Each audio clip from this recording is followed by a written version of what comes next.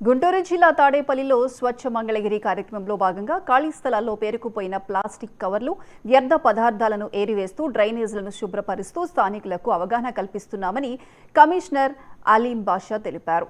మంత్రి నారా లోకేష్ ఆదేశాల మేరకు 4 రోజులుగా తాడేపల్లిలోని కర్మల భవనం, కాలవరేవు, పశువుల హాస్పిటల్లో స్వచ్ఛ మంగళగిరి కార్యక్రమం జరిగింది. ఈ కార్యక్రమంలో అధికారులు, మున్సిపల్ సిబ్బంది, కూటమి శ్రేణులు, వాలంటీర్లు పాల్గొన్నారు. ప్రతి ఇంటికి వెళ్లి కరపత్రాలు పంచుతూ పరిసరాల పరిశుభ్రతపై అవగాహన కల్పిస్తున్నామని కమిషనర్ అలీం బాషా చెప్పారు. ఈ కార్యక్రమంలో టీడీపీ పట్టణ అధ్యక్షులు వల్లభనేని వెంకట్రావు, దారా దాసు, మేక పుల్లారెడ్డి, ఇట్టా భాస్కర్, మండవ గోపాలరావు తదితరులు పాల్గొన్నారు.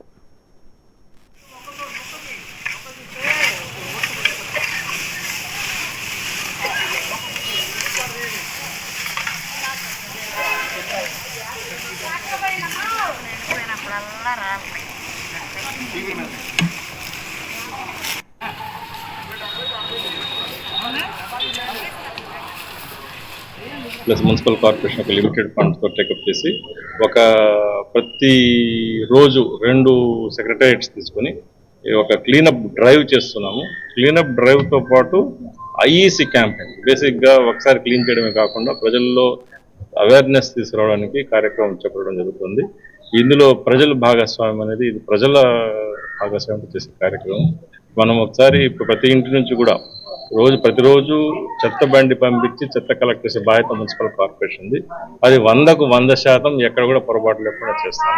అట్ ది సేమ్ టైం ప్రజల నుంచి కూడా చెత్త బయటకు వేయకుండా చెత్త వాళ్ళు ఖచ్చితంగా బండికి ఇచ్చేటు చర్యలు తీసుకోవాల్సిన అవసరం ఉంది. దానికోసం ప్రజల్లో అవేర్నెస్ కూడా ఇంకా పెంపొస్తున్నాము. ఇప్పుడు లాస్ట్ టైం చూసుకుంటే గతంలో కంటే కూడా గార్బేజ్ వల్నరబుల్ పాయింట్స్, అంటే చెత్త ఎక్కువగా అక్యూములేట్ ఉన్న ప్రదేశాలు చాలా తగ్గిపోయినాయి.